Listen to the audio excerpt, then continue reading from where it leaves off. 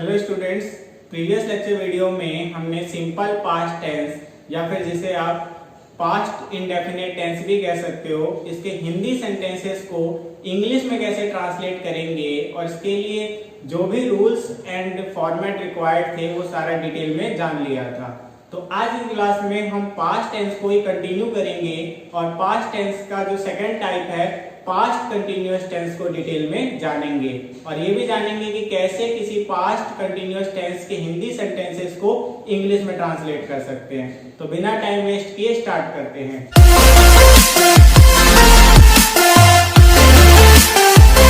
तो जैसा कि आपको पता है कि पास्ट कंटिन्यूअस टेंस में जो है कंटिन्यूअस लग रहा है, तो अगर हम पास्ट कंटिन्यूअस टेंस के किसी भी हिंदी सेंटेंस को देखेंगे तो उसमें रहा, रही, रहे में से एक चीज आ रहा होगा। और ये आपको ऑलरेडी क्लियर कर चुका हूं कि कंटिन्यूअस चाहे पास्ट का हो, प्रेजेंट का हो, फ्यूचर का हो, इन तीनों के ही जो हिंदी वाक्य होंगे उसमें रहा, रही, रहे आता है। अब क्योंकि ये पास्ट है, पास्ट कंटिन्यूअस सीख रहे हैं, तो पास्ट की जो पहचान होती है वो होती है वाक्य के अंत में था, थे, थी आता है। कोई भी हिंदी वाक्य देखोगे पास्ट का तो उसमें था, थे, थी से अंत हो रहा होता है वाक्य। तो यदि आपसे कोई पूछ ले कि पास्ट कंटिन्यूअस टेंस के किसी हिंदी वाक्य को पहचानने के लिए क्या क्या चीजें चाहिए, तो यहाँ पे दो चीजें आपको देखनी होती है बस। एक तो वाक्य का अंत था, थे, थी से हो रहा होगा, यानी तीनों में से किसी एक चीज से हो रहा होगा, और दूसरा वाक्य के बीच में रहा, रही, रहे आ रहा होगा। तो अगर यदि ये दोनों चीज मिल जाती हैं तो समझ जाना कि वो वाक्य जो है वो पास्ट कंटिन्यूअस का है। अब बात आती है कि इंग्लिश में कैसे जानेंगे कि कोई सेंटेंस जो है वो पास्ट कंटिन्यूअस का ही है। तो उसके लिए भी दो चीजें हैं। एक तो ये कंटिन्यूअस को अगर जानना है तो वर्ब की फर्स्ट फॉर्म प्लस आईएनजी। यदि सेंटेंस में वर्ब की फर्स्ट फॉर्म के साथ आईएनजी दिख रहा है तो समझ जाना कंटिन्यूअस है। फिर प्रेजेंट कंटिन्यूअस हो, पास्ट कंटिन्यूअस हो, फ्यूचर कंटिन्यूअस हो, तीनों में ही जो वर्ब की फर्स्ट फॉर्म होती है उसके साथ आईएनजी आता है। अब बात होता है, ये तो कंटिन्यूअस को पहचानने का तरीका हो गया। अब पास्ट कंटिन्यूअस को पहचानने के लिए याद रख लेना कि वाज वर्ब में से एक चीज आ रहा होगा, ठीक है। तो यानी कि आपको सेंटेंस में दो चीजों पे ध्यान देना है। वाज वर्ब में से एक चीज आ रहा होगा तो समझ जाना पास्ट है, और वर्ब की फर्स्ट फॉर्म के साथ आईएनजी भी है तो समझ जाना कि वो पास्ट कंटिन्यूअस का सेंटेंस है। तो ये तो था कि हिंदी में और इंग्लिश में हम कैसे जानेंगे कि कोई सेंटेंस जो है वो पास्ट कंटिन्यूअस का ही है, ठीक है। अब आइए कैसे हिंदी सेंटेंसेस से इंग्लिश में ट्रांसलेट करेंगे इसको जानते हैं। और आपको पता है कि हमें कितने टाइप्स के सेंटेंसेस के लिए जानना होता है, तो 4 टाइप्स के। कौन कौन से? Affirmative, negative, interrogative, interrogative, negative. तो स्टार्ट करते हैं एफर्मेटिव से। तो एफर्मेटिव का मतलब पता है सकारात्मक वाक्य, यानी सबसे साधारण वाक्य होते हैं जिसमें नहीं आता या कोई क्वेश्चन नहीं पूछा जाता है। तो एफर्मेटिव के लिए जो रूल है बहुत ही सिंपल है। क्या कि सबसे पहले तो ये देखना है कि वाज या वर्ब में से एक चीज आता है, तो वाज किसके साथ लगेगा और वर्ब किसके साथ लगेगा। तो अगर मैं वाज की बात करूं तो वाज जो है वो सिंगुलर वर्ड के साथ, किसके साथ लगेगा? सिंगुलर वर्ड, एक वचन के साथ, ठीक है। अब एक वचन में ही भी है, शी भी है, इट किसी का नाम, ठीक है। और एक और बात, आई के साथ भी वाज लगता है, क्योंकि आपने अक्सर देखा होगा कि जब भी हम प्रेजेंट का कर रहे थे तो वहां पे जहां पे प्लूरल वर्ड्स होते थे वहां पे आई लगता था, लेकिन यहाँ सिंगुलर वर्ड में आई को इंक्लूड किया गया है। तो ये चीज थोड़ा सा ध्यान देना कि आई के साथ वाज लगेगा। और वर्ब कहां पे लगेगा? प्लूरल वर्ड के साथ। अब प्लूरल वर्ड यानी बहुवचन, और बहुवचन में हम दे, यू, वी, ठीक है। तो ये सारा वो करते हैं। तो यहाँ पे जो है हमने क्या देखा रूल में कि वाज जो है सिंगुलर वर्ड के साथ ही, सी, इट किसी के नाम या आई के साथ लगेगा, और वर्ड जो है plural word they, you, we के साथ लगेगा। और यहीं पे जब हम ये करते थे तो आई भी लगाते थे, लेकिन आई के साथ वर्ड नहीं लगता, आई के साथ वाज लगता है। ये चीज थोड़ा सा ध्यान दे देना, ठीक है। दूसरा जो चीज याद रखना है, वर्ब की फर्स्ट फॉर्म के साथ आईएनजी लगता है, क्योंकि कंटिन्यूअस है तो ये तो होगा ही, वर्ब की फर्स्ट फॉर्म के साथ आईएनजी। तो बस रूल में आपको ये दोनों जानने थे। अब बात करते हैं फॉर्मेट की। फॉर्मेट आ गया तो कौन सी चीज कहां पे लगानी है ये क्लियर हो जाता है। तो देखो सबसे पहले फॉर्मेट में सब्जेक्ट आएगा, फिर वाज वर्ब में से एक चीज आएगी, ठीक है। वाज वर्ब जो है वो बेसिकली पास्ट कंटीन्यूअस के हेल्पिंग वर्ब्स हैं, हेल्पिंग वर्ब यानी सहायक क्रिया। तो सब्जेक्ट आएगा, वाज वर्ब में से एक चीज आएगा, वर्ब की फर्स्ट फॉर्म प्लस आईएनजी आएगी, ठीक है। और इसके साथ जो है अगर प्रीपोजिशन आ रहा होगा तो प्रीपोजिशन और लास्ट में ऑब्जेक्ट और फिर फुल स्टॉप, ठीक है। तो अब ये तो बहुत सिंपल है, कोई भी एक वाक्य ले सकते हो जिसमें रहा रही और था थी आ रहा। तो जैसे यहाँ मैं कह सकता हूं कि वे किताब, यहाँ पे एग्जाम्पल की बात करें तो वे किताब पढ़ रहे थे, वे किताब पढ़ रहे थे। तो यहाँ पे मैं इसकी इंग्लिश कैसे बना सकता हूँ, तो सबसे पहले सब्जेक्ट लिया हो, वे के लिए होता है दे। अब दे जो है वो क्या है, एक प्लूरल वर्ड है, तो क्या आएगा वर्ब, दे वर्ब। और पढ़ने को क्या कहते हैं, रीड, और उसमें हमें लगाना है आईएनजी, तो दे वर रीडिंग, ठीक है। तो ये हो गया हमारे पास क्या चीज, सब्जेक्ट, वाज वर्ब में से एक चीज हेल्पिंग वर्ब, वर्ब की फर्स्ट फॉर्म प्लस आईएनजी। और अब जो है प्रीपोजिशन कोई है नहीं तो सीधा ऑब्जेक्ट लगा दो, और ऑब्जेक्ट क्या है, बुक, किताब पढ़ रहे थे, तो दे वर रीडिंग बुक। ऐसे अगर कोई सेंटेंस बनाना हो जिसमें वाज आए तो जो सब्जेक्ट है वो आप सिंगुलर ले लो। जैसे एग्जांपल के लिए लड़का खाना खा रहा है, ठीक है, लड़का खाना खा रहा है। तो अब यहाँ पे लड़का एक ही है, लड़के नहीं है, तो यहाँ पे हो जाएगा बॉय वाज ईटिंग फूड, ठीक है, खाना खा रहा है तो बॉय वाज ईटिंग फूड। तो यहाँ पे सब्जेक्ट हो गया, हेल्पिंग वर्ब हो गया, ये वर्ब की फर्स्ट फॉर्म के साथ आईएनजी हो गया, प्रीपोजिशन है नहीं तो लास्ट में ऑब्जेक्ट हो गया। तो क्लियर है। तो ऐसे ही वाज और वर के सेंटेंसेस आप बना सकते हो। वर जो है वो प्लूरल सब्जेक्ट्स के लिए आता है और वाज जो है वो सिंगुलर सब्जेक्ट के लिए आता है, और सब्जेक्ट मिस करता, ये चीजें याद रखनी है। अब आते हैं नेगेटिव पे। तो यदि मैं बात करूं नेगेटिव सेंटेंसेस की, तो नेगेटिव में कुछ खास रूल में नहीं बदलेगा, बस एक नॉट नाम का जो शख्स है ना वो एंटर हो जाता है। तो अब ये नॉट कहाँ पे आएगा इसको देखना है। तो रूल में जो है मैं कह सकता हूँ कि जहां वाज आता था वाज वर वहीं पे आएगा। अब मैं यहाँ नहीं लिख रहा हूँ कि वाज किसके साथ आएगा और वर किसके साथ आएगा, मैं सीधा लिख रहा हूँ वाज वर आएगा, ठीक है। रूल में क्या, रूल में वाज वर जो है वो आता है, वाज किसके साथ आता है, वर किसके साथ आता है, तो अफर्मेटिव में आपको क्लियर कर चुके हैं। तो यहाँ पे वाज वर आएगा। अब नॉट आता है, अब नॉट किसके साथ आता है या नॉट कहाँ पे आता है, तो यहाँ पे जो है नॉट आफ्टर वाज वर, यानी वाज वर के बाद आता है। तो पहले वाज वर लिखोगे फिर नॉट लिखोगे, ठीक है। इसके बाद वर्ब की फर्स्ट फॉर्म आईएनजी, ये भी रहेगा ही, वो भी कंटिन्यूअस है। अब फॉर्मेट की बात करते हैं। तो फॉर्मेट में सबसे पहले सब्जेक्ट, फिर वाज वर्ब में से एक चीज, और ये वाज वर्ब किसको देख के, सब्जेक्ट को देख के कि सिंगुलर है कि प्लूरल है। फिर इसके बाद नॉट, फिर वर्ब की first form plus ING, preposition है तो प्रीपोजिशन, ऑब्जेक्ट और लास्ट में फुल स्टॉप। तो इन दोनों के फॉर्मेट में क्या चेंज हुआ, तो इसमें जो है बस एक वाज वर्ब के साथ नॉट आ गया, इसमें नॉट नहीं था, बाकी सारी चीजें जो है सेम है।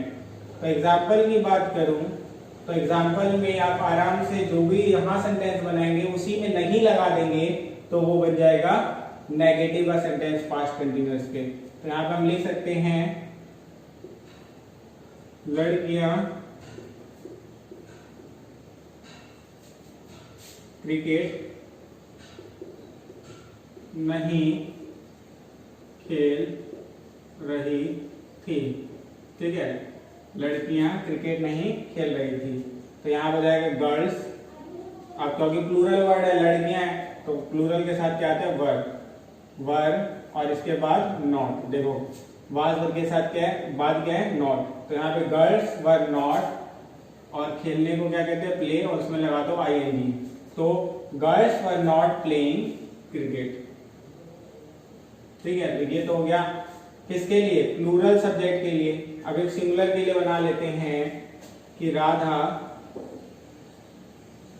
गाना नहीं गा रही थी।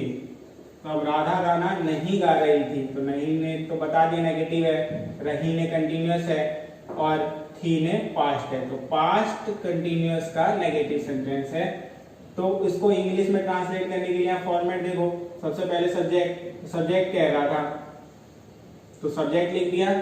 इसके बाद जो है क्योंकि सिंगुलर है तो वाज, तो राधा वाज। इसके बाद नॉट आता है, फॉर्मेट में देखो नॉट। उसके बाद वर्ब की फर्स्ट फॉर्म प्लस आईएनजी, और वर्ब क्या है सिंग, गाना ही, तो सिंग में आईएनजी लगा दो सिंगिंग। और क्या चीज नहीं गा रही थी, सॉन्ग तेरा, तो राधा वाज नॉट सिंगिंग। और एक सॉन्ग की बात करोगे तो अ सॉन्ग, क्या है लिखा था, इसको था कर लेना, ठीक है, थोड़ा सा मिस्टेक हो गया था। और तो ये था आपका क्या चीज, पास्ट कंटिन्यूअस टेंस का एफर्मेटिव और नेगेटिव सेंटेंस को कैसे हिंदी से इंग्लिश में ट्रांसलेट करते हैं, इसके बारे में रूल्स और फॉर्मेट। तो इसे नोट डाउन करो, फिर आगे कंटिन्यू करते हैं।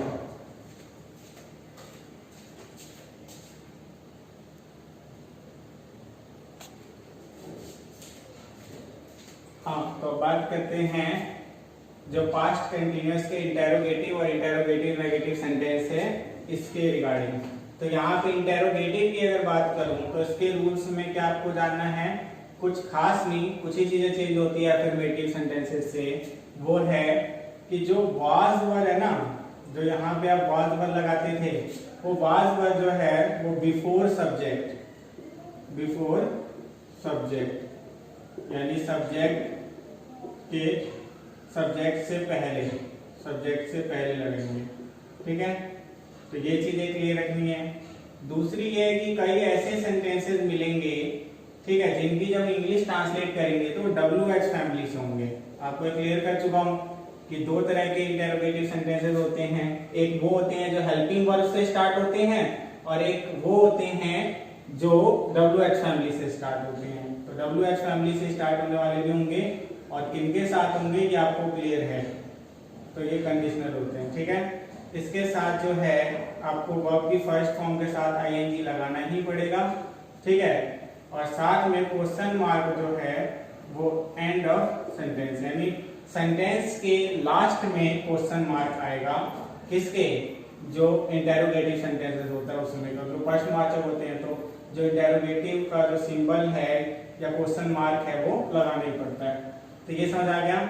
और ये चीज भी याद रखना है कि इंटेरोगेटिव दो तरीके के होते हैं, एक जिनको हेल्पिंग वर्ब से स्टार्ट करते हैं और दूसरा WH से। तो इसके हेल्पिंग वर्ब क्या होते हैं, वाज और वर्ब, और WH आपको पता ही है कि जो WH से स्टार्ट होने वाले what, why, where, when, whom, ये सारी चीजें। तो WH से कौन से सेंटेंस से स्टार्ट होंगे, जिनका आंसर जो है वो आप किसमें नॉर्मली कुछ वर्ड्स में दोगे, ठीक है, या सेंटेंस में दोगे। और हेल्पिंग वर्ड से कौन से स्टार्ट होते हैं, जिनका जवाब जो है आप यस नो में दोगे। तो ये चीज क्लियर रखना। अब इंटेरोगेटिव नेगेटिव में ये क्लियर नहीं करूंगा, ठीक है। तो यहाँ पे ये चीज हो गई कि वाज वर्ड आता है वो भी सब्जेक्ट से पहले, WH फैमिली आती है वो भी इनके साथ, कुछ वर्ड्स या सेंटेंस में जिसका आप आंसर दे सकते हो वर्ब की फर्स्ट फॉर्म के साथ आईएनजी आता है, और क्वेश्चन मार्क जो है सेंटेंस के लास्ट में आता है। तो फॉर्मेट की बात करते हैं, तो यहाँ पे फॉर्मेट भी बहुत सिंपल है। सबसे पहले वाज वर्ड आ जाएगा, फिर सब्जेक्ट आ जाएगा, फिर वर्ब की फर्स्ट फॉर्म के साथ आईएनजी आ जाएगा, फिर प्रीपोजिशन है तो प्रीपोजिशन, ऑब्जेक्ट और लास्ट में क्वेश्चन मार्क। तो यहाँ पे अगर मैं एग्जांपल की बात करूं तो क्या बच्चे पतंग उड़ा रहे थे, मैंने क्या कहा, क्या बच्चे पतंग उड़ा रहे थे। तो यहाँ पे आपने देखा इसका जवाब आप यस नो में दे सकते हो। यदि बच्चे पतंग उड़ा रहे थे तो यस, नहीं उड़ा रहे थे तो नो। तो यहाँ पे यस नो में जवाब दे सकते हो। तो ये हेल्पिंग वर्ड से स्टार्ट हुआ, और क्योंकि बच्चे जो है वो बहुवचन है, बहुत सारे बच्चे हैं, तो चिल्ड्रन, तो चिल्ड्रन जो है वो एक प्लूरल वर्ड है, तो इसके पहले क्या आएगा, वर्ब। तो क्योंकि कहाँ से शुरू होता है, वाज वर्ड से शुरू होता है, फिर सब्जेक्ट, सब्जेक्ट प्लूरल है, तो प्लूरल को देख के जो है यहाँ पे क्या आ जाएगा, वर्ब। तो वर्ड चिल्ड्रन फ्लाइंग, क्योंकि वर्ब की फर्स्ट फॉर्म के साथ आईएनजी और वर्ब क्या है उड़ाना, तो वो होता है फ्लाई उसके साथ आईएनजी। तो वर चिल्ड्रन फ्लाइंग काइट और लास्ट में क्वेश्चन मार्क। तो ये आ गया हेल्पिंग वर्ब सबसे पहले, फिर आ गया चिल्ड्रन यानी सब्जेक्ट, फिर वर्ब की फर्स्ट फॉर्म के साथ आईएनजी और लास्ट में ऑब्जेक्ट और फिर क्वेश्चन मार्क। तो याद रखना कि हेल्पिंग वर्ब से स्टार्ट हुआ, ठीक है। और इसके साथ जो है WH फैमिली भी आ सकती है। और WH फैमिली कब से स्टार्ट, मतलब किन सेंटेंसेस में WH से स्टार्ट होगा, तो वहां पे आपको क्लियर रखना है जब सेंटेंसेस जो होंगे वो ऐसे इंटरोगेटिव सेंटेंस होंगे कि यदि वो आपसे पूछे जाएं तो आप उसका जवाब जो है यस नो में ना दे पाओ, बल्कि आपको कुछ वर्ड्स में या सेंटेंस में देना पड़े। जैसे मैं यहाँ पे एक सेंटेंस बोल सकता हूं कि वे, या ये लिख देता हूं, वह कहाँ जा रहा था, ठीक है। तो मैंने किसी लड़के को देखा और वो जो है मेरा और आपका दोनों का दोस्त है, तो मैं आपसे पूछ रहा हूं कि वह कहाँ जा रहा था, ठीक है। हो सकता है आपको पता हो, तो आपको अगर पता होगा तो बताओगे कि वो बाजार जा रहा था, मंदिर जा रहा था, अपने घर जा रहा था। तो आपको क्या करना पड़ेगा, कुछ शब्दों में यानी कुछ सम वर्ड्स में या वाक्य सेंटेंस में आंसर देना पड़ेगा। तो यहाँ पे हम कैसे दे सकते हैं, वह कहाँ जा रहा था, ठीक है। तो सबसे पहले तो आपको ये देखना है कि कहाँ का क्या होता है, वेयर, ठीक है। इसके बाद वह क्या है और रहा है, रही नहीं है, तो यानी लड़का, तो सब्जेक्ट जो है ही हो गया और ही के साथ क्या आता है वाज। तो यहाँ पे सबसे पहले WH फिर वाज वर्ब में से एक चीज, तो where was he going, question mark. तो यहाँ पे जो है ऑब्जेक्ट था ही नहीं, तो वेयर वाज ही गोइंग पे खत्म हो गया, वह कहाँ जा रहा था। तो ये थी आपके इंटेरोगेटिव सेंटेंसेस को हिंदी के इंटेरोगेटिव के हिंदी सेंटेंसेस को इंग्लिश में ट्रांसलेट कैसे करेंगे। अब आते हैं इंटेरोगेटिव नेगेटिव पे। तो अगर इसके रूल्स की बात करूं तो इसमें भी दो तरीके के होंगे, एक जो होंगे हेल्पिंग वर्ड से स्टार्ट होंगे और एक जो होगा वो WH फैमिली से स्टार्ट होगा। और रूल में जो है वो क्या चीज, एक नॉट एक्स्ट्रा आ जाएगी, यानी यहाँ पे मैं कह देता हूं सेम एज इंटेरोगेटिव। अब सेम एज इंटेरोगेटिव कहने का क्या मतलब है कि जो रूल्स इंटेरोगेटिव के हैं वही होंगे, एक्स्ट्रा में क्या आ जाएगा नॉट, और ये नॉट कब आएगा, आफ्टर सब्जेक्ट, आफ्टर सब्जेक्ट। तो यहाँ पे जो है सब्जेक्ट के बाद जो है वो आपको सिर्फ नॉट लगाना होगा, बाकी सारी चीजें सेम होगी। तो रूल में बस यही हो गया। इसके बाद जो है हमें क्या करना है, फॉर्मेट सीखना है। तो फॉर्मेट कैसे, तो सबसे पहले जो है WH, यदि WH वाला सेंटेंस है तो प्लस हेल्पिंग वर्ब, और हेल्पिंग वर्ब आपको पता है कि इसकी क्या है वाज वर्ब, ठीक है, plus subject plus not plus verb की first form ING plus preposition plus object plus question mark. तो यहाँ पे इन दोनों में चेंज क्या हुआ, सिर्फ नॉट एक एक्स्ट्रा आ गया, बाकी सारी चीजें सेम है। तो इसीलिए मैंने इसके रूल्स में लिखा सेम एज इंटेरोगेटिव, और नॉट जो है वो सब्जेक्ट के बाद बस लगा देना। तो यहाँ पे जो है नॉट कहाँ पे लगा है, सब्जेक्ट के बाद, ठीक है। अब आते हैं इसके एग्जांपल्स पे। तो जो भी सेंटेंसेस इंटेरोगेटिव के बनाए हैं उसमें अगर हम नहीं लगा देंगे तो वो इंटेरोगेटिव नेगेटिव हो जाएगा। जैसे क्या